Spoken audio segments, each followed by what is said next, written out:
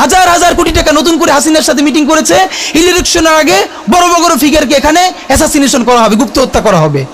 পুরো এখানে ভারতীয় আধিপত্যবাদ এখানে সব থেকে বেশি অ্যাক্টিভ আছে। এখানে আওয়ামী লীগের হাজার হাজার কোটি টাকা, তার সচিবরা, তার পুলিশরা, তার পান্ডারা সব রয়ে গেছে। আর্মির মধ্যে একটা বড় অংশ রয়ে গেছে, কোনো সংস্কার করা হয় নাই।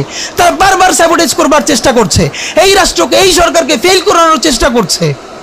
তো আপনি মুক্তিযুদ্ধের পরে যে ৩-৪ বছর এই রকম রাজধানী হয়েছে, সেটাকে যদি অটকুন দিতে পারেন যে নতুন রাষ্ট্র গঠনের আগে এই ঝামেলাটা হয়, তাহলে এই যে নতুন বাংলাদেশের স্বপ্নের মধ্যে এইগুলোকে আপনি বড় করে মপ করে ফ্রেমিং করেন, আপনি এই জবান যে আপনার না, এই জবান যে দিল্লির জবান, ভারতীয় আধিপত্যবাদের জবান, সেইটা বুঝতে আমাদের পিএইচডি করা লাগে না।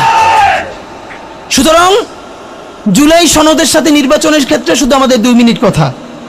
নির্বাচন হতে হবে। আমি একটু ভদ্রতার সাথে এবং শ্রদ্ধার সাথে বিনয় আমি জানাচ্ছি যে ভাইরা যেটা বলেছেন সকল দল মিলে আগামী 20 বছর নির্বাচন না হোক, না, এটা আমরা চাই না। আমরা নির্বাচন চাই। মানুষ গত 16 বছরে ভোট দিতে পারে নাই।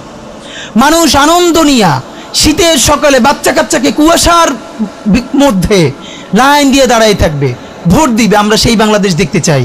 আমরা নির্বাচন চাই, নির্বাচন হতেই হবে। এই নির্বাচনকে বানচাল করবার জন্য দিল্লি থেকে শুরু করে আওয়ামী লীগ হাজার হাজার কোটি টাকা নতুন করে এখানে বিনিয়োগ করছে।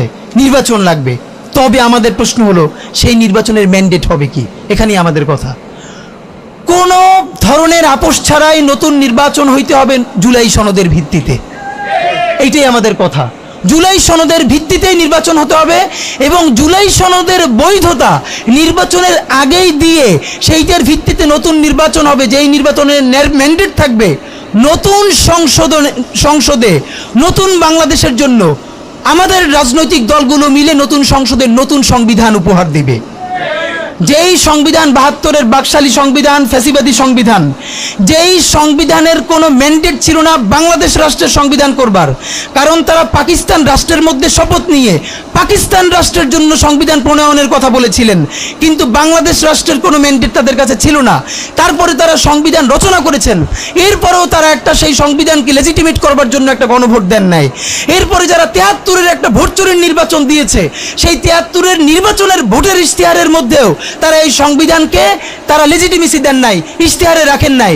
সেই সংবিধানকে যুগের পরে যুগ আমরা বয়ে বেড়াবো, সেই দায়বদ্ধতা তো আমাদের নাই। এবং সেই সংবিধান কেমন ফ্যাসিস্ট সংবিধান করা হয়েছে, যেইটার সাংবিধানিক ভিত্তি দিয়েই আপনি একটা কথা বলতে পারবেন। এই যে সবাই বলে আইনের কথা, বলেন তো পারলে একটা কথা, হাসিনা কোনটা বেআইনি কাজ করছে? না, হাসিনা একটাও বেআইনি কাজ করে নাই। সে সমস্ত হত্যা, গুম, খুন এই সংবিধানের আইনের ভিত্তিতেই করছে। সে এই সংবিধানকে ডাস্টবিন বানিয়ে তত্ত্বাবধায়ক সরকার বাতিল করেছে, যা ইচ্ছে করে তাই করেছে। এবার তো সে তো বেআইনি কিছু করে নাই, কথা তো সত্য। আমার বিএনপির ভাইদের প্রতি শুধু একটা আফসোস লাগে, কারো কারো দেখি 72-এর সংবিধানের প্রতি তাদের কি গভীর প্রেম। যেই সংবিধানের মধ্য দিয়ে বাকশাল এসেছে, যেই সংবিধান গণতন্ত্র হত্যা করেছে। আজকে বিএনপির ভাইদেরকে একটা কথা বলি, আপনারা হয়তো অনেকে জানেনও না। পৃথিবীতে দ্বিতীয় ইতিহাস আছে কিনা মান্না ভাই জানলে বলবেন, আমি ভাইয়ের কাছ থেকে শুনতে চাইব। জিয়াউর রহমান তো একজন সামরিক শাসক ছিলেন।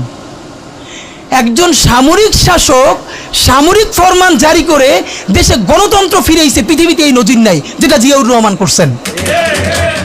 আপনারা কি জানেন? এই যে জিয়াউর রহমান গণতন্ত্র ফিরাইলেন, যার মাধ্যমে আওয়ামী লীগও রাজনীতি করার সুযোগ পাইল বাকশালের পর, সেটা কিসের মধ্য দিয়ে? তখন তো সংসদ নাই, সংবিধান তো সংশোধনও করা যাইতেছিল না। কিসের মধ্য দিয়ে? জিয়াউর রহমানের সামরিক ফরমানের মধ্য দিয়ে।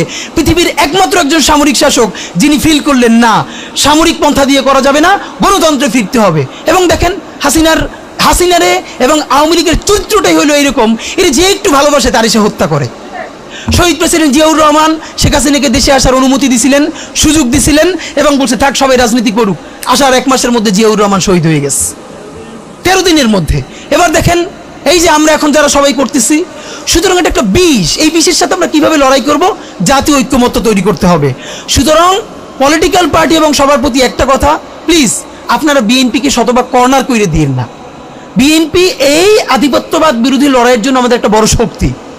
এই শক্তিকে এত বেশি কর্নার করা যাবে না যাতে তারা গিয়ে আওয়ামী লীগের হাত ধরে ফেলে। তারা যদি আওয়ামী লীগের হাত ধরে ফেলে তাহলে লড়াইটা তো আমাদের জন্য আরো কঠিন হয়ে যাবে।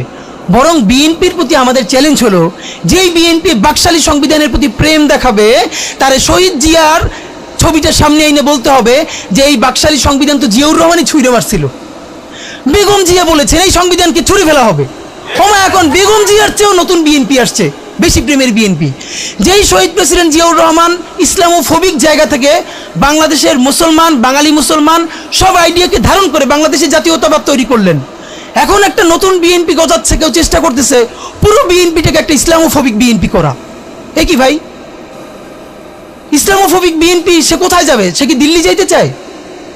আমরা আমাদের প্রথম চ্যালেঞ্জ হলো স্বাধীনতা সার্বভৌমত্ব রক্ষার স্বার্থে এই বিএনপিকে শহীদ জিয়ার কাছেই রাখতে হবে, এই বিএনপিকে বেগম জিয়ার কাছেই রাখতে হবে। নাম্বার 2, আমাদের সামনের নির্বাচনে ম্যান্ডেট কি হবে এইটা সুস্পষ্ট। জুলাই সনদের ভিত্তিতে যদি নির্বাচন না হয়, এই নির্বাচন আপনারা চাইলে করেন, আমরা কেউ ভোট দিতে যাব না। নাম্বার 3, সেই নির্বাচনের পরে সংসদের ম্যান্ডেট কি হবে? সংসদে জুলাইয়ের বর্তমান সনদে যেটা স্বাক্ষরিত হবে সবার ঐক্যমত্যের ভিত্তিতে, এটা নির্বাচনের আগে মানে সংবিধান সংশোধন করা ছাড়াই অধ্যাদেশের বলে বলে যেটা করা সম্ভব সেটা আগেই করে ফেলতে হবে এবং তাকে দিয়ে নির্বাচন করাইতে হবে। এবং আমাদের বিএনপির বন্ধুরা বলছেন 2 বছর সময় নিয়ে তারা সংসদে এইগুলো পাশ করাবেন। 2 বছর চলবে না, সর্বোচ্চ সময় 6 মাস। সংসদের প্রথম 6 মাসের মধ্যে জুলাই সনদের সমস্ত কথাগুলো সংবিধান ইনকর্পোরেট করতে হবে। যদি পারেন নতুন সংবিধান করতে হবে, নতুন সংবিধান করতে না পারলে এইটার মধ্যে ইনকর্পোরেট করতে হবে। রাজনৈতিক বিভাজনের ফাঁকে একমাত্র সমস্ত সুবিধা নেবে ফ্যাসিবাদ, ফ্যাসিবাদের শক্তি এবং আওয়ামী লীগ। আমরা আমাদের জীবন থাকতে বাংলাদেশের মাটিতে ভারতীয় আধিপত্যবাদ থেকে শুরু করে আর কোনো বিদেশি আধিপত্যবাদ, হাসিনা এবং ফ্যাসিবাদকে মেনে নিব না। এবং আমরা যদি শহীদ হয়ে যাই, আমাদের সন্তানেরা লড়বে, তার সন্তানেরা লড়বে। কিয়ামত পর্যন্ত বাংলাদেশ নামক জমিন যতদিন বেঁচে থাকবে ততদিন পর্যন্ত আজাদির সন্তানেরা লড়াই করবেই করবে। ওদেরকে স্কুলে, কলেজে, ইউনিভার্সিটি দিনের পরে দিন কাউন্সিলিং করা উচিত ছিল।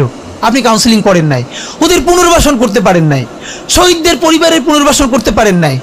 এখন এই ছেলে মেয়েগুলো দেখে যে এই রক্তের মধ্য দিয়া সে চিরতরে অন্ধ হয়েছে, পঙ্গু হয়েছে, এখন তারপর ন্যূনতম বিচারই শুরু হয় নাই, বিচার নাই, সংস্কার নাই। সে বরং দেখতে পাইতেছে সেই আগের পুরনো আওয়ামী লীগ জিকে বসতেছে, যাতে তার মনে হইতেছে সে যে এবার অন্ধ হয়ে বাইচে আছে সেটাও হয়তো বাইচে থাকতে পারবে না, এবার হয়তো তাকে হত্যা করে ফেলা হবে। সেই রিয়াকশনে সে কাউকে গালি দিচ্ছে।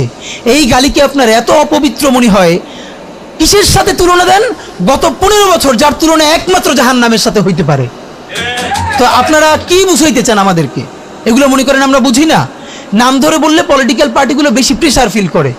আমার বিভিন্ন টিভি থেকে ফোন করে বলে, ভাই আপনার সাথে তো অমুক দলের অথবা অমুক দলের কেউ আসতে চায় না। এখন এই জন্য আমার কি হয়েছে, তারা যাতে একটু ট্রাস্ট পান, একটু কনফিডেন্স পান, এই জন্য কথার উত্তর দিই না। আমার এক বড় ভাই টকশোতে বললেন, তুমি থাক, ওনারা মুরব্বী মানুষ, তুমি যদি 2 শব্দ কম বলো তোমার জীবন পড়ে আছে, কিছু হবে না। তাই ওনাদেরকে 2 শব্দ কম বলতে বলতে ওনারা এমনই হয়েছে, ওনারা মাইনেই নিতে পারে না যে এই বাচ্চারা না থাকলে ওনারা যে এখনো জেলে থাকতো অথবা বাড়ি বাড়ি পালাইতো, এইটা ওনাদের ভুলেই গেছে 1 বছরে। তো সেই বাচ্চার গালিগালাজরে আপনার এত খারাপ লাগে? আমি বলেছি সমস্ত গালিগালাজ বন্ধ হয়ে যাবে। আমি এখন আপনারা চাইলে, আমার কাছে একাডেমিক থিসিস আছে কেন গালি দেওয়া যাবে। শুধু গালি দেওয়াই যাবে না, এই গালি কেন বৈধ এমনি তো বলা যাবে না, যে একাডেমিক থিসিস আছে। আমি আন্দাজে কথা বলি না, আমি একটা বিশ্ববিদ্যালয়ে পড়াইও। তো এইটা আমি বলতে চাই না, তখন আবার বলবেন যে গালিকে প্রমোট করে। কিন্তু হ্যাঁ, আপনার চোখের সামনে শহীদ রিয়াগোপ এর বুলেটটা ভিতর থেকে ঢুকে এরপরে পিছনের ওয়ালে গিয়ে লিখেছে, সেই ওয়াল 2 ইঞ্চি ছিদ্র হয়ে গেছে।